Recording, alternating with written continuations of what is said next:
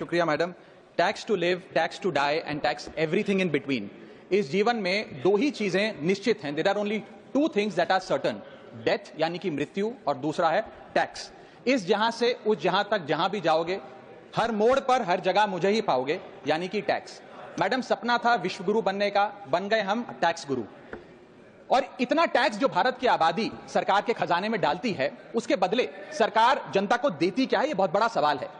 कौन सी ऐसी high quality service है जो फ्री ऑफ कॉस्ट जनता को दी जाती है? क्या हमें quality health care free of cost मिलता है? नहीं मिलता। क्या हमें वर्ल्ड क्लास एजुकेशन मिलती है? नहीं मिलती। क्या हमें फ्री वर्ल्ड क्लास ट्रांसपोर्टेशन मिलता है? नहीं मिलता। क्या हाई क्वालिटी रोड्स मिलती हैं? अगर अच्छी हैं तो टोल टैक्स भरना पड़ता है। क्या 24 घंटे 7 दिन बिजली आती है? नहीं आती। तो इतना सारा जो टैक्स सरकार इकट्ठा करती है, उसका करती क्या है? इसीलिए मैं कहना चाहता हूं that we in India pay taxes like in developed countries to get services like in sub Saharan countries. Madam, from the moment a child is born to the very moment his family mourns his death, the government is there at every step, not to help you but to tax you. और आइए एक रोमांचक यात्रा पे चलते हैं। माननीय वित्त मंत्री जी हर बार मेरे सवालों का जवाब देते हुए मुझ पर तंज कसती हैं और कहती हैं कि शायद ये चार्टर्ड अकाउंटेंट नहीं है, इनकी डिग्री असली नहीं है, तमाम तरीके की बातें मेरे बारे में कहती हैं, निजी हमले करती हैं। मैं उनका बहुत सम्मान करता हूं, मेरे मन में उनके प्रति बहुत आदर है, ओहदे में, हैसियत में, उम्र में, अनुभव में बहुत बड़ी है मुझसे। लेकिन आज मैं इस सीए की डिग्री को किनारे करके सरल भाषा में आम आदमी की तरह इस देश के आम आदमी का दर्द आपके सामने रखना चाहता हूं कि कैसे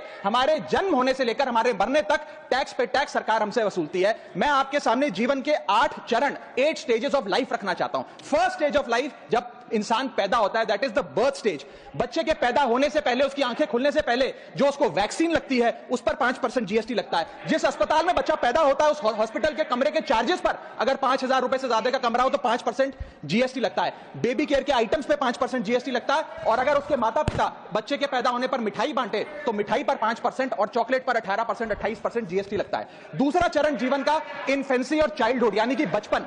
बचपन में बेबी फूड जो खरीदा जाता है उस पर 12 से 18% जीएसटी, डायपर जो खरीदा जाता है उस पर 12% जीएसटी, बेबी स्ट्रोलर पे 5 से 12% जीएसटी, और जो खिलौने बच्चे को दिए जाते हैं उन खिलौनों पर भी 12% जीएसटी लिया जाता है। जब मुंडन होता है बच्चे का, पहला हेयर कट जिसे कहते हैं, उस हेयर कट की सर्विसेज पर भी 18% जीएसटी, और पहली बर्थडे पार्टी पर जो फोटोग्राफी होती है, फोटो खिंचवाई जाती है, उस फोटोग्राफी सर्विसेज पर भी 18% जीएसटी। यहां तक कि नामकरण की बर्थडे पार्टी जो की जाती है उस पर भी केटरिंग सर्विसेज से लेकर खान पान पर 18% जीएसटी सरकार वसूलती है। अब बच्चा स्कूल जाना शुरू करता है तो स्कूल जाने पर यूनिफॉर्म से लेकर जूतों, स्कूल बैग, लंच बॉक्स सब पर जीएसटी लगता है। 12% जीएसटी नोटबुक पर लगता है, 18% जीएसटी स्टेशनरी आइटम पर लगता है। और उसके बाद अगर कोई एक्स्ट्रा करिकुलर एक्टिविटी बच्चे को करनी हो, कोई म्यूजिक क्लास करनी हो या फिर कोई स्पोर्ट्स कोचिंग की क्लास वो ले ले, उस पर भी 18% जीएसटी देना पड़ता है। प्राइवेट ट्यूशन ले तो उस पर भी जीएसटी, और पहली साइकिल जो बच्चा खरीदता है उस पर भी 12% जीएसटी देना पड़ता है। तीसरी अवस्था जीवन की, टीनेज ईयर्स, ये वो काल होता है जो सबसे मस्त मौला टाइम होता है जीवन का, बेहतरीन बेफिक्री का।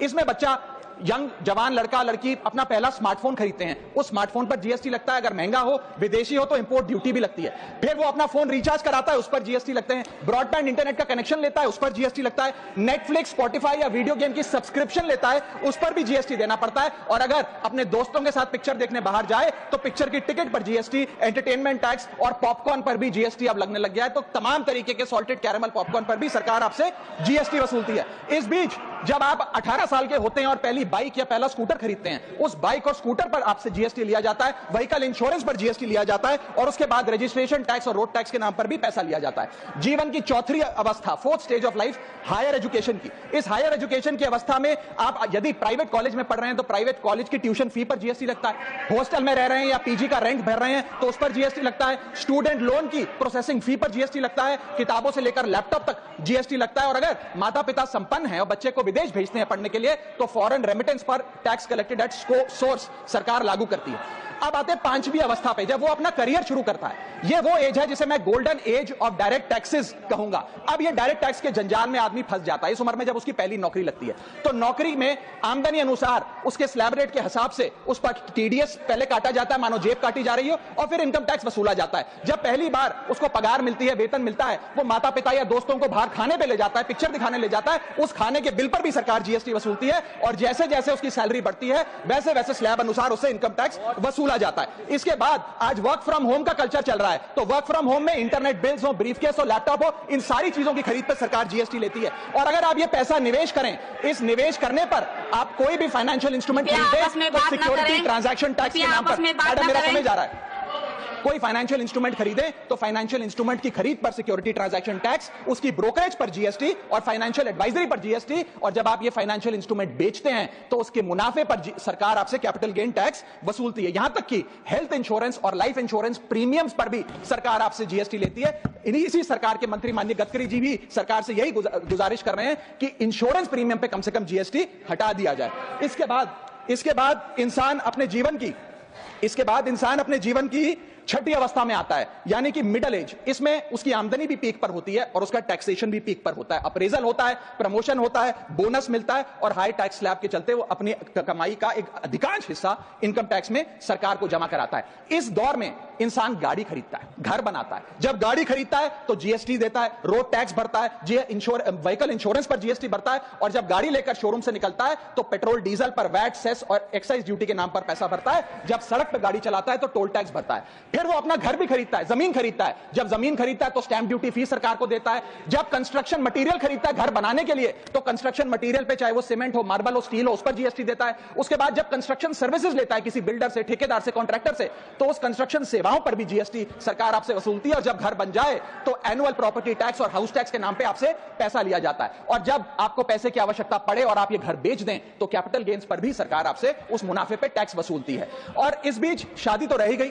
फिर इंसान शादी करता है, इस बीच तो बैंक्वेट हॉल बुक करता है, उस बैंक्वेट हॉल की बुकिंग पे टैक्स भरता है। शामियाना, खाना, केटरिंग सर्विसेज लेता है, उस पर जीएसटी भरता है। ज्वेलरी खरीदता है, उस पर जीएसटी भरता है। कपड़ा, शेरवानी सिलवाता है, कुर्ता पजामा, सूट पैंट, उस पर जीएसटी भरता है। यहां तक कि वेडिंग इन्विटेशन से लेकर ब्राइडल मेकअप से लेकर हनीमून के ट्रैवल तक हर चीज पर सरकार आपसे जीएसटी वसूलती है। सातवीं अवस्था सरकार जीवन की, वो है रिटायरमेंट। इस फेज में इंसान चाहता है आरामदायक जीवन जिया जाए, जो जीवन में कमाया उस कमाई के सहारे उसकी इंटरेस्ट पर, पेंशन पर जिया जाए। लेकिन इस अवस्था में भी सरकार पेंशन और इंटरेस्ट इनकम पे आपसे टैक्स लेती है। बूढ़ा हो जाता है, दवाई इलाज की जरूरत पड़ती है तो हेल्थ केयर बिल पर, दवाइयों पर आपसे जीएसटी लिया जाता है। लाइफ इंश्योरेंस और हेल्थ इंश्योरेंस प्रीमियम पर तो जीएसटी लेती है। और इस दौर में वो अपनी वसीयत लिखता है, फैमिली विल। उस फैमिली विल पर जो लीगल फीस देता है, उस लीगल फीस पर भी उसे जीएसटी देना पड़ता है और स्टैंप ड्यूटी देनी पड़ती है। और आठवीं जीवन की अवस्था, यानी कि जीवन की समाप्ति, जब उसका स्वर्गवास हो जाता है, उसके जीवन का अंत हो जाता है, यहां भी सरकारें उसका साथ नहीं छोड़ती। यहां पर भी सरकारें उस पर टैक्स लगाती हैं। जब कोई इंसान मरता है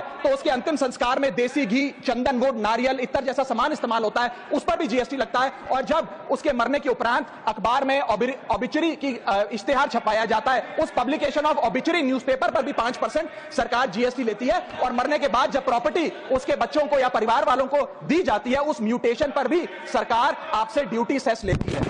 यह है life cycle of taxation model. लेकिन मैडम, सबसे जरूरी बात यह है कि इतना टैक्स देने के बाद सरकारें हमें देती क्या है? मैं जानता हूं कि टैक्स सरकार के लिए जरूरी है, सरकार के लिए नहीं, जितनी सरकारें इस देश में रही सबने टैक्स लगाकर जनता से पैसा लिया। टैक्सेस वास्तव में जरूरी हैं, लेकिन सवाल यह है कि क्या ये टैक्सेस हमारी इकोनॉमी को बढ़ा रहे हैं या हमारी इकोनॉमी को खा रहे हैं? क्या इससे हमारी जिंदगी बेहतर हो रही है या हमारी जिंदगी बदतर हो रही है? इतने टैक्स लगाने की वजह से आज हमारी आमदनी घट रही है, इस वजह से खपत गिर रही है, कंजम्पशन गिर रही है, डिमांड नहीं बढ़ रही है और प्रोडक्शन गिर रही है। इस वजह से पूरा इकोनॉमिक साइकिल जो हमारा इकोनॉमी का चक्का है वो धीमा हो गया है। मैडम, इस देश में, बस समाप्त कर रहा हूं, इस देश में मैं मेरी पार्टी के टाइम से आप ले लीजिएगा, मेरी पार्टी के टाइम से ले लीजिएगा। मैडम, इस देश में 80 करोड़ जनता 5 किलो फ्री राशन के सहारे जी रही है। आपको जान के अचंभा होगा, इस 80 करोड़ जनता से भी ये सारा जीएसटी लिया जाता है, दिन प्रतिदिन लिया जाता है, जो आज मैंने पढ़ के सुनाया। सिर्फ अमीर नहीं, गरीब से गरीब आदमी भी जीएसटी देता है। और अंत में मैं बस इतना ही कहना चाहूंगा कि क्योंकि इतना टैक्स लगा कर सरकारें जनता का खून चूसती हैं, उस वजह से आज एफएमसीजी की सेल्स घट रही हैं,